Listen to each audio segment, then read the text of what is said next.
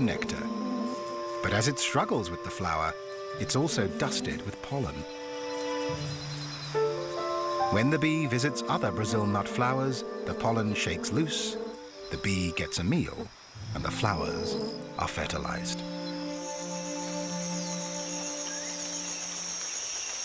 The third party in this tale is a little mammal whose efforts ensure the Brazil nut tree lives on.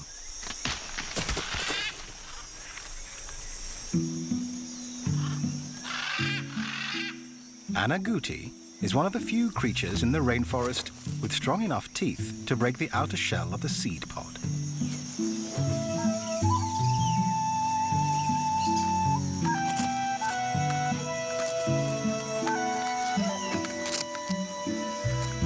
Its reward is a hearty meal, packed with essential fat and calories.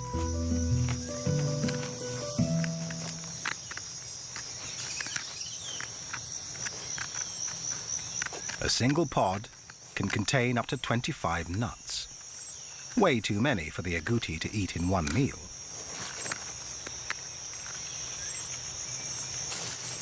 So he hides the leftovers.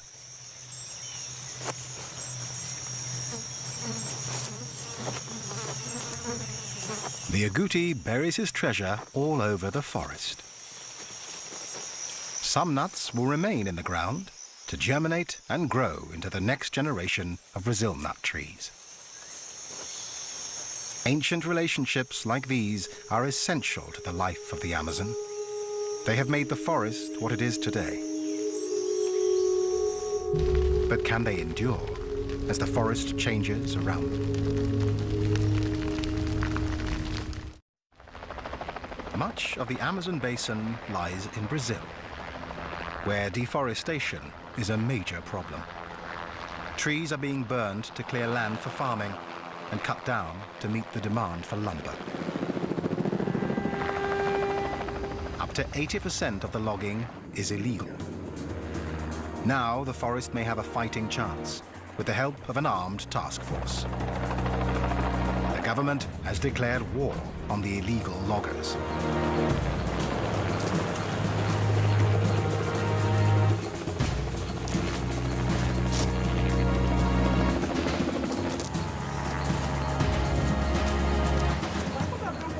But protecting an area larger than India is almost impossible.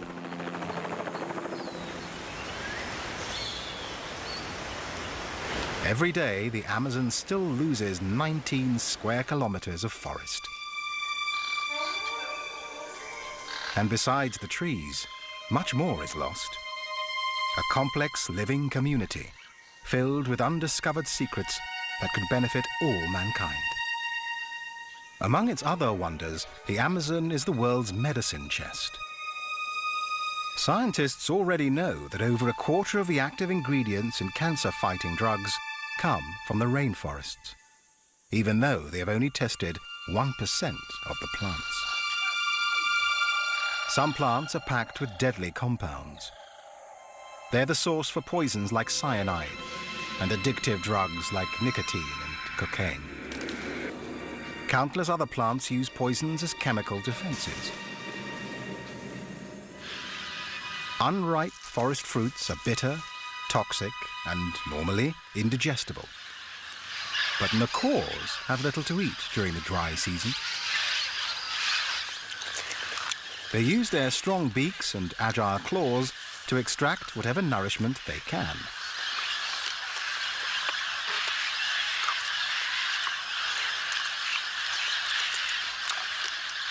And then have to deal with a belly full of toxic plant matter.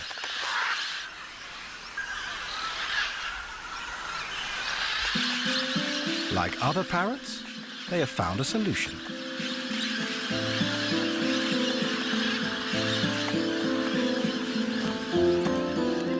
At this time of year, parrots will travel more than 15 kilometers every 2 or 3 days to a particular bend in the river. They're heading for clay banks, exposed by the river as it dries and recedes.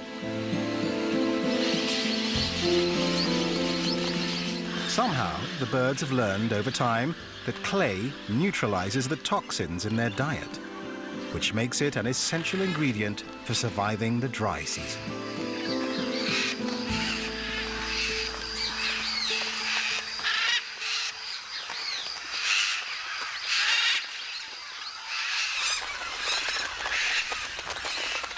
The cliffs also provide the perfect place to meet and greet others of their kind. Macaws are the largest and one of the most beautiful parrots in the world. In South America, there are 17 different species, all with stunning and brilliant plumage.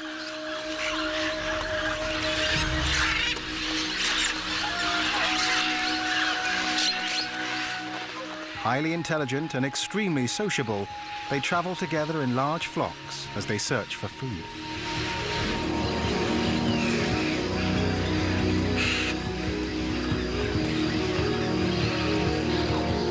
They carry on a seemingly endless conversation of loud squawks. Socializing is more than a way to pass the time. It's a chance to find a mate.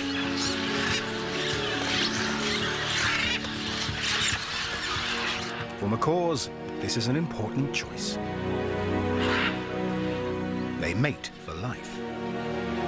A faithful partnership that can last for 50 years. Macaws aren't the only creatures that must deal with plants that are poisonous, tasteless, or just difficult to eat. It's a common problem here, the plant's defense against voracious vegetarians.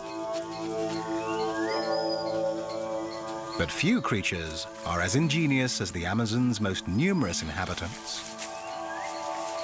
ants. The leaf-cutter ants have been hard at work here for over 50 million years.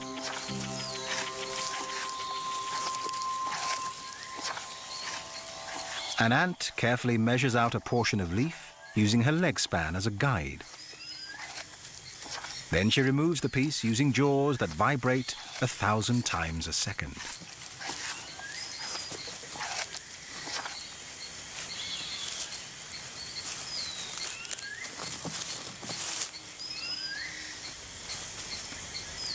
Leafcutter ants have an elaborate caste system defined by the size of the ant.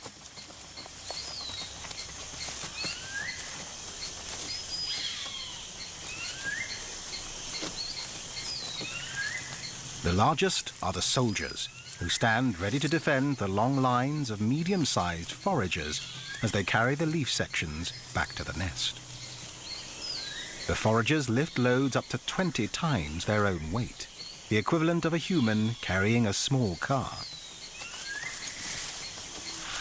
Smaller ants act as additional guardians for the workers, ever vigilant, even when they're hitching a ride.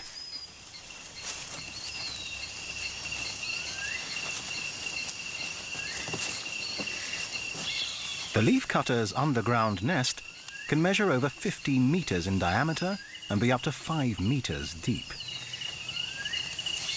It's home to up to 8 million individuals. What happens inside is extraordinary.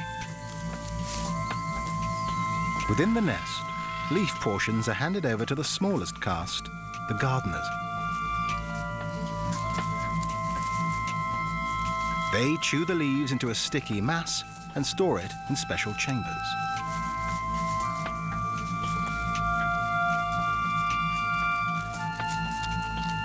Another chamber houses the colony's most precious possession, an edible fungus. A gardener cuts off a piece of the fungus and carries it to the new stash. In no time, it will begin to grow on the leaves. It's this fungus, not the leaves, that feeds the ants. And they cultivate it as carefully as any human gardeners. It's an amazing adaptation, one that has taken millions of years to perfect.